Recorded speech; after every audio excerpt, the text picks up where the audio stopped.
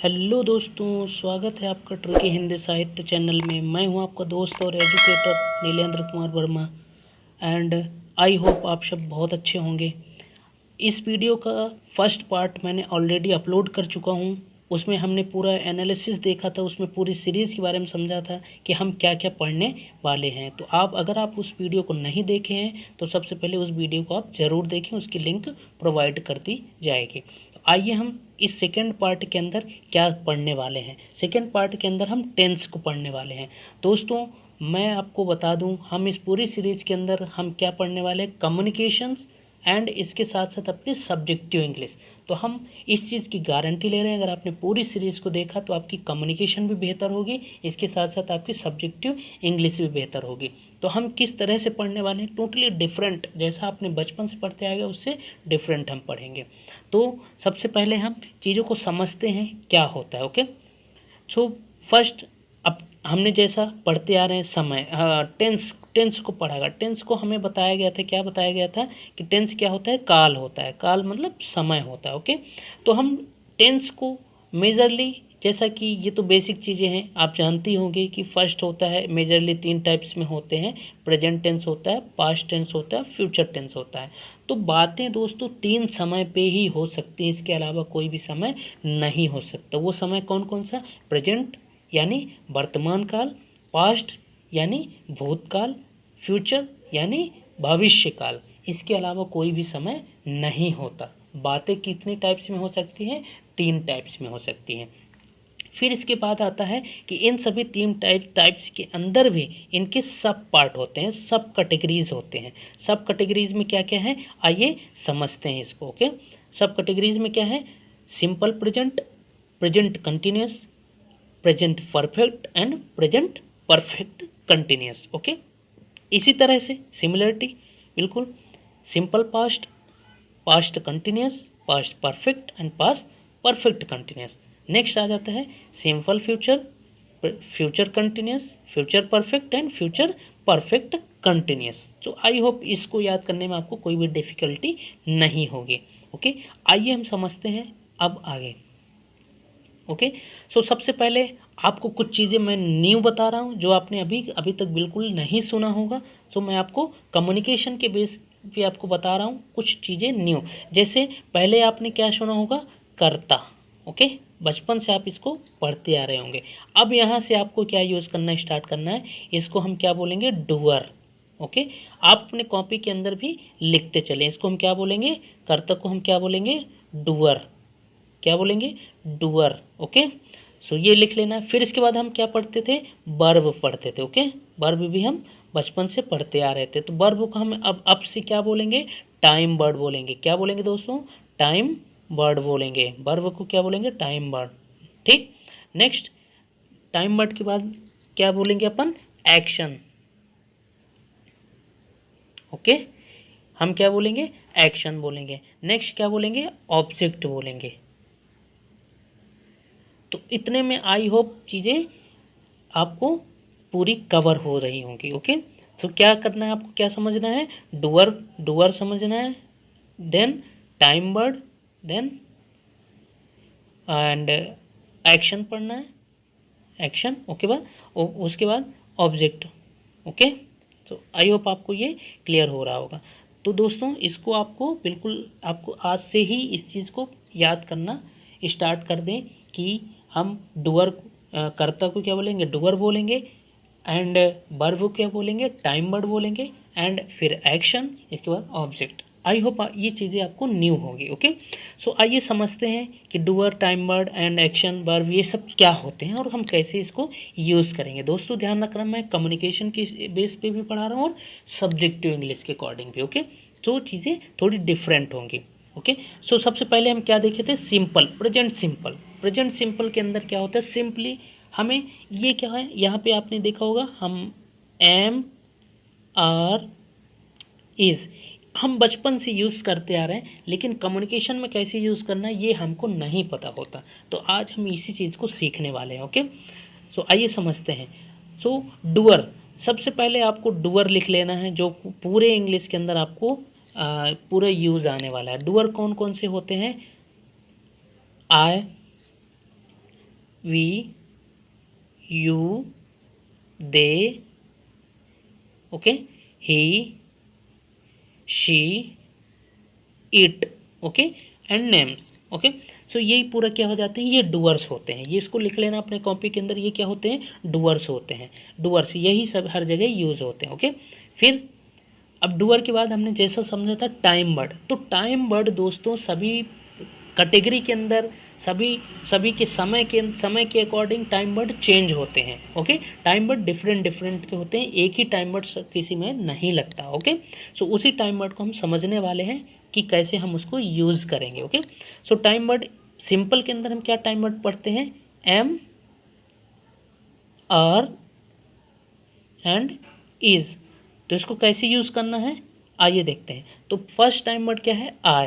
आई के साथ ये हमेशा एम ही आएगा, इसको आप ध्यान रखें। और दोस्तों ध्यान रखना, इसको अक्सर बचपन से हमें क्या सिखाया जाता है, आई।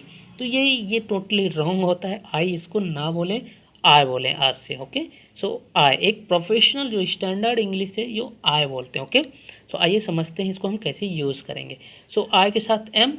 तो अब जैसे ये हमारा आंसर्स होता है, जैसे कोई क्वेश्चन पूछता है कि आप कहाँ से हैं, ओके। तो हम सिंपली क्या आंसर देंगे, I am from Japan, okay. So इसको हम शॉर्ट में क्या बोलेंगे कम्युनिकेशन के अंदर, I am, okay, I am from Japan, okay. अब इसको क्या बोलेंगे, एम फ्रॉम जापान, ओके। तो ये आपको आई होप क्लियर हो गया होगा। Next you, we, they, okay. So इसको हम कैसे यूज़ करेंगे, यू, बी, दे के साथ क्या आएगा, आर आएगा, ओके। सो आर को यूज़ करेंगे, you, we, they and R. फिर इसके बाद जो भी आपको आगे बताना है कि हम यहाँ से हैं, ओके।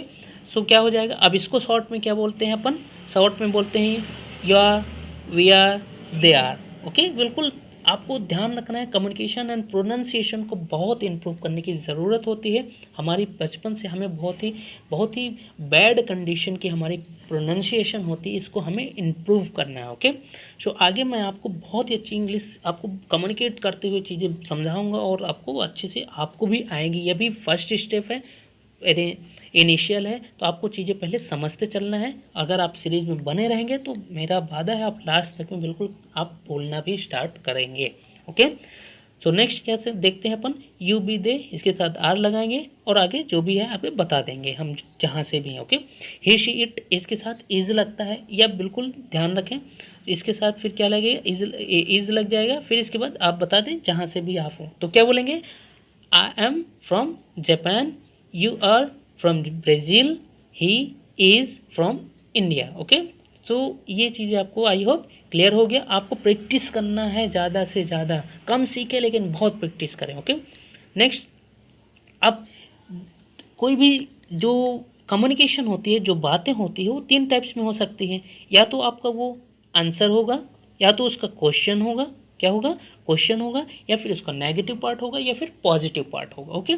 सो हम क्या समझते हैं, तो अब अगर इसी चीज़ को हमें नेगेटिव में बताना है, नेगेटिव में कोई जवाब देना है, कोई भी क्वेश्चन करता है उसका हम नेगेटिव में कैसे जवाब देंगे, तो नेगेटिव में दोस्तों क्या हो जाएगा, जो हमारा टाइम वर्ड होता है उसके साथ हम क्या लगा देंगे, NOT, नॉट, क्या लगा देंगे, नॉट लगा देंगे। तो क्या हो जाएगा, आपका नेगेटिव हो जाएगा सेंटेंस। क्या बोलेंगे, आई एम नॉट मैरिड, कोई क्वेश्चन पूछा उसको आपको नेगेटिव में जवाब देना है, I am not married. So I hope ये आपको क्लियर हो गया होगा। नेक्स्ट क्या जाता है, एंड इसी तरह सिमिलर आपको इसमें भी इसी तरह आपको यूज़ करना है, टाइम वर्ड के साथ नॉट लगा देना, क्लियर हो जाएगा। नेक्स्ट, फिर क्वेश्चन, जैसे कोई क्वेश्चन पूछता है तो क्वेश्चन में क्या हो जाता है, टाइम वर्ड पहले लगा दो, बस दोस्तों ये क्लियर हो गया। टाइम वर्ड हम पहले लगा देंगे तो क्या बन जाएगा, वो क्वेश्चन बन जाएगा। क्वेश्चन ध्यान रखना, आपको क्या लगा देना है, टाइम वर्ड पहले। तो टाइम वर्ड जैसे ही पहले आया समझ जाना क्वेश्चन है, क्या है बोलना है आपको। अब जैसे किसी से क्वेश्चन पूछा है, किसी को क्वेश्चन कुछ भी हमें पूछना है या किसी से कुछ भी पूछना है, एम आई ब्यूटीफुल, क्या मैं सुंदर हूँ, तो ये क्या हो गया, क्वेश्चन हो गया। दोस्तों इसका जवाब क्या हो सकता है, या तो पॉजिटिव में हो सकता है या फिर नेगेटिव में हो सकता है। तो पॉजिटिव में अगर हम देंगे तो कैसे बोलेंगे, एस आई एम ब्यूटीफुल, क्या हो जाएगा, मैं सुंदर हूँ, आई एम ब्यूटीफुल। क्लियर हो गया दोस्तों।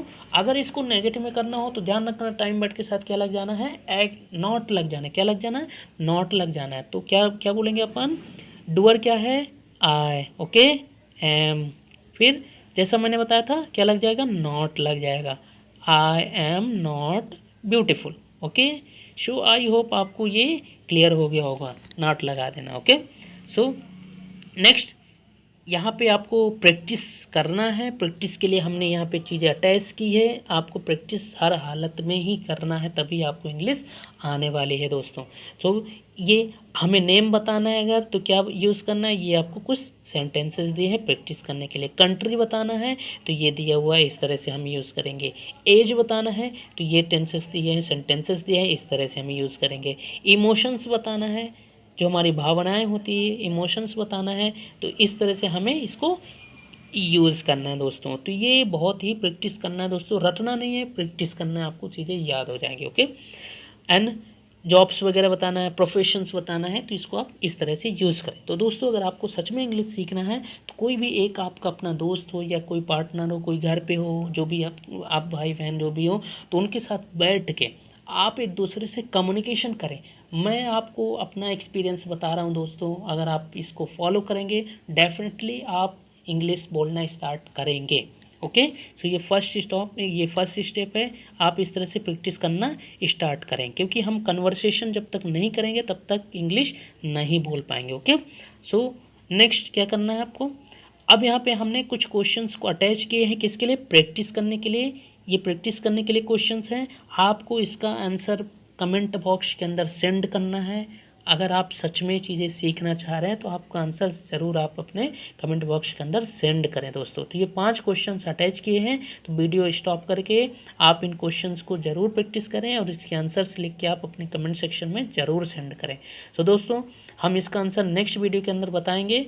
एंड आई होप ये सीरीज़ आपको बहुत अच्छी लगेगी एंड आप ये वीडियो अच्छी तरह से समझ पाए होंगे। फिर भी अगर कोई डाउट आता है, कोई क्वेश्चंस आते हैं, तो आप अपने कमेंट सेक्शन में ज़रूर पोस्ट करें, हम इसका आंसर ज़रूर प्रोवाइड करेंगे, ओके। सो आप ये सीरीज़ को अपने दोस्तों के साथ ज़रूर शेयर करें। ये सेकेंड पार्ट है, आगे हम कंप्लीट सीरीज़ लाने वाले हैं। तो आई होप आप बहुत अच्छी तरह से इंग्लिश सीख पाएंगे। सो मिलते हैं नेक्स्ट वीडियो के अंदर दोस्तों, तब तक के लिए आप अपना ध्यान रखें।